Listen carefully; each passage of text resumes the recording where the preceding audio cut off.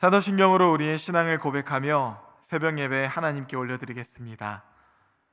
전능하사 천지를 만드신 하나님 아버지를 내가 믿사오며 그 외아들 우리 주 예수 그리스도를 믿사오니 이는 성령으로 잉태하사 동정녀 마리에게 나시고 본디오 빌라도에게 고난을 받으사 십자가에 못 박혀 죽으시고 장사한 지 사흘 만에 죽은 자 가운데서 다시 살아나시며 하늘에 오르사 전능하신 하나님 우편에 앉아 계시다가 저리로서 산자와 죽은 자를 심판하러 오시리라.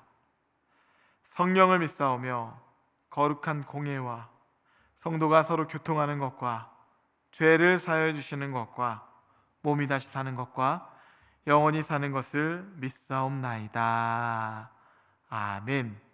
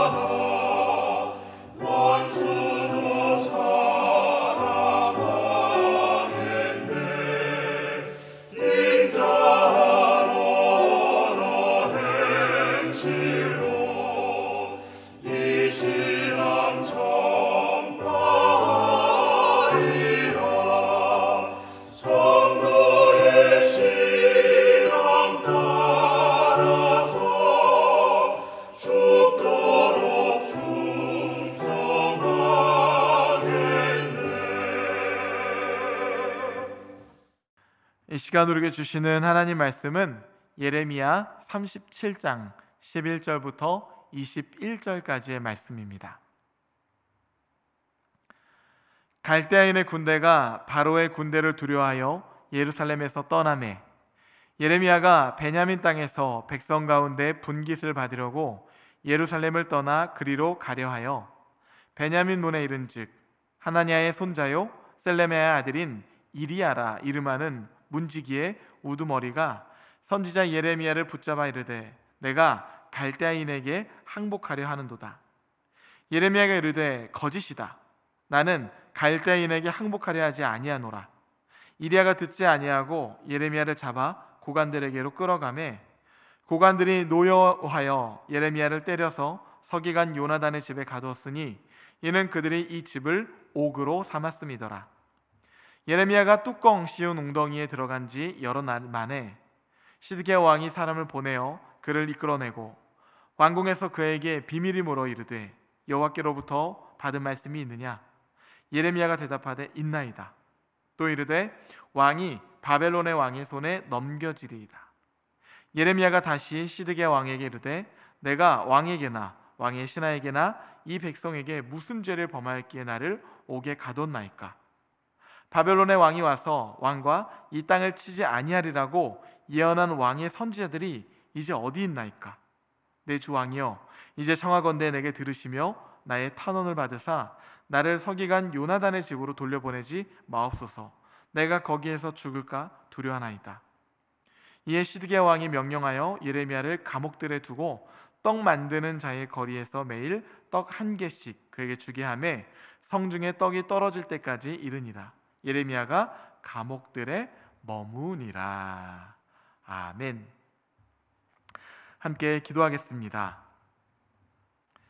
사랑의 주님, 감사합니다. 우리의 삶 가운데 이른 비와 늦은 비를 내리시고 때를 따라 돕는 하나님의 은혜로 언제나 가장 좋은 길로 우리의 삶을 인도하여 주시니 감사합니다. 하나님, 그러나 죄로 인해 깨어진 이 세상과 우리의 마음은 하나님의 한없는 은혜 주심에도 불구하고 연약함으로 반응하고 불순종으로 살아갈 때가 너무나 많습니다. 우리를 긍휼히 여기시는 주님, 이를 위하여 오늘도 은혜의 단비를 준비하셨사오니 주의 말씀과 기도로 우리를 거룩하여 빚어 주시옵소서. 하나님의 형상 이루어 주시옵소서. 주님께 감사드리며 우리 주 예수 그리스도의 이름으로 기도하옵나이다. 아멘. 할렐루야. 네, 오늘은 시드기야, 묻지만 행동하지 않는 신앙이라는 제목으로 하나님 말씀 전하도록 하겠습니다.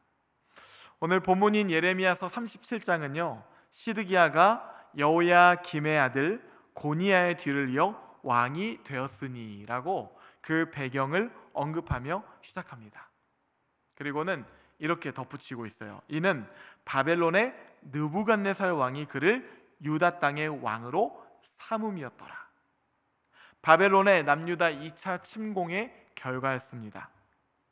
바벨론의 느부갓네살은 유다의 여호야긴을 폐위시키고 그를 포로로 끌고 가버려요. 그리고는 시드기야를 유다의 왕으로 옹립하죠. 이것은 앞으로의 바벨론과 유다의 관계를 충분히 짐작해 해줍니다. 시드기야가 바벨론의 느부갓네살 왕에게 조공을 바쳐야 하는 관계이고 남유다 왕국이 그러한 입장이 되었다는 것이죠. 그런데 지금 이 일을 누가 행하고 계시는가? 예레미야는 한결같이 하나님께서 행하고 계신다. 하나님의 심판의 결과라고 말씀해요. 하나님께서 이스라엘 백성의 죄악을 심판하시려 하나님의 막대기로 바벨론을 들어 사용하시는 것이니 너희는 바벨론을 섬기라. 유다의 교만과 예루살렘의 큰 교만을 하나님께서 꺾으시고자 행하는 하나님의 일이라는 것이에요. 잠언 기자도 말하죠. 교만은 패망의 선방이요, 거만한 마음은 넘어짐의 앞잡이니. 그런데 예레미야서 29장 11절 말씀을 보면 하나님 이렇게도 말씀하십니다. 아주 유명한 말씀이에요. 너희를 향한 나의 생각을 내가 아나니 평안이요 재앙이 아니니라. 너희에게 미래와 희망을 주는 것입니다. 그러니 바벨론을 들어 유다를 심판하는 것은 하나님의 심판 자체가 목적이 아니라 회복을 위해서 행하시는 하나님의 열심이라는 것이에요. 우리 몸에 어떤 질병이나 이런 고름 같은 게 가득 찼다고 한번 생각해 보십시오. 칼로 째고 제거해야죠. 그런데 만약 그것이 무섭다고 혹은 아프다고 해서 치료를 받지 않는다면 그것은 병을 키우는 것을 넘어 우리 몸을 굉장히 잘못되게 만들 것입니다. 그런데 이스라엘 백성들은 지금 죄를 키우고 사망을 향하여 나아가고 있다는 것이에요. 예레미야가 전하는 말씀을 이러한 맥락에서 읽어야 하는 것입니다. 하나님께서 왜 바벨론의 왕 느부갓네살이 여호야긴을 폐위시킬 때 그를 구원하지 않으시고 그대로 내버려 두셨는가? 그가 끊임없이 하나님의 말씀을 거역했기 때문이에요.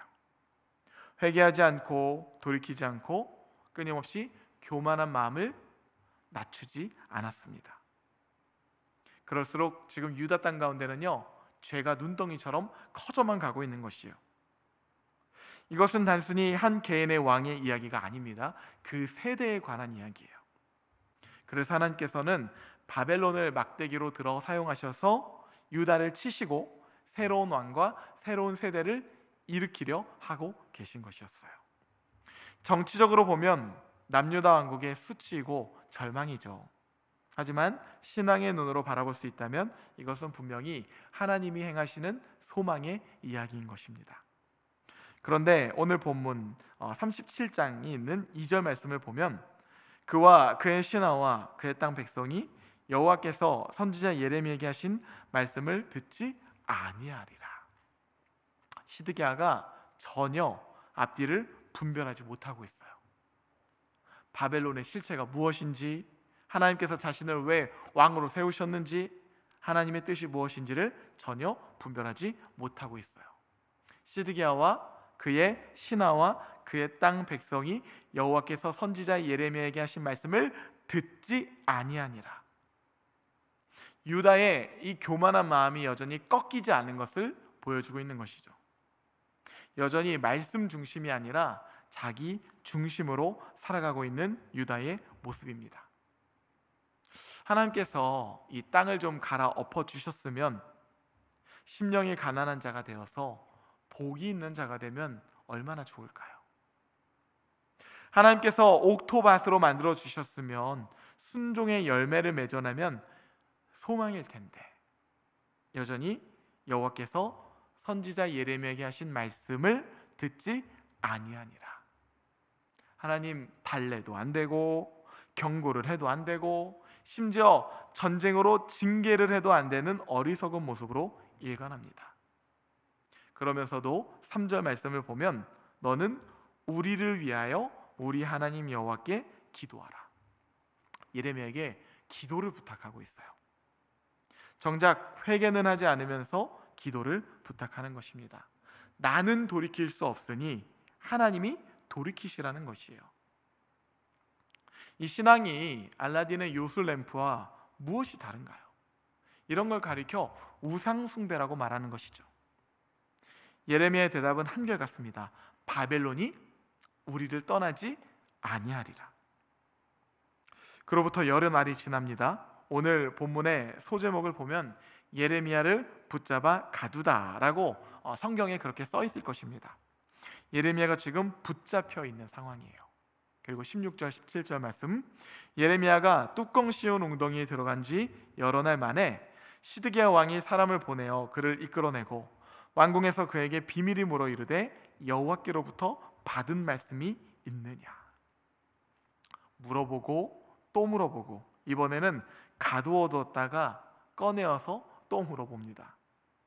자신이 마음에 드는 대답이 나올 때까지 끝까지 들어보겠다는 것이에요. 심지어 그를 옥에 가두어 두어서라도 말이죠. 하나님이 보낸 예레미야 선지자를 인질로 삼아서 하나님을 협박이라도 하고 싶었던 것일까요? 혹 예레미야가 온갖 괴롭힘 가운데 지쳐서 하나님이 회개하지도 않은 유다를 용서하실 것이라고, 회복시키실 것이라고 근거 없는 말로 소망의 메시지를 전한다 한들 도대체 그게 무슨 의미가 있겠습니까? 꿩은 머리만 풀에 감춘다는 말이 있죠. 지금 딱 들어맞는 상황인 것이에요. 반면에 예레미야는 그런 기질의 사람도 아닙니다. 17절 후반부 말씀에 뭐라고 대답합니까? 바벨론의 왕의 손에 넘겨지리이다. 그의 대답은요, 시종일관 한결같아요. 하나님 말씀이 한결같기 때문이죠. 21절 말씀이에요. 이에 시드기야 왕이 명령하여 예레미야를 감옥들에 두고 떡 만드는 자의 거리에서 매일 떡 한 개씩 그에게 주게 하며 성중에 떡이 떨어질 때까지 이르니라. 예레미야가 감옥들에 머무니라. 자신의 용무를 다 마친 시드기야가 또다시 예레미야를 감옥에 가두어 둡니다. 하나님 말씀을 마치 초콜릿 까먹듯이 자신의 마음대로 다루고 있는 것이에요. 예레미야를 가까이 두고 그에게 찾아가 여호와의 신탁을 물어보면서도 정작 그 어떤 행동도 하지 않은 신앙의 사람인 것이죠. 여호야김이 예레미야 선지자와 앙숙의 관계로 심지어 두루마리 책을 자르듯이 예레미야를 가차없이 죽일 준비가 된 사람이라면 시드기야는요 정반대의 성향의 사람이었어요. 혹시 어떻게 될지 몰라서 예레미야를 보험과 같이 가까이 두면서도, 그리고 그에게 찾아가 하나님의 뜻을 묻고 또 물으면서도 정작 그 어떤 행동도 하지 않는 그런 신앙의 사람이었던 것이죠. 여호야김과 시드기야는요, 두 가지 다른 종류의 불순종 형태를 보이며 우리가 저지를 수 있는 양극단의 실패를 보여주고 있습니다. 양극단의 죄과를 보여주고 있는 것이에요.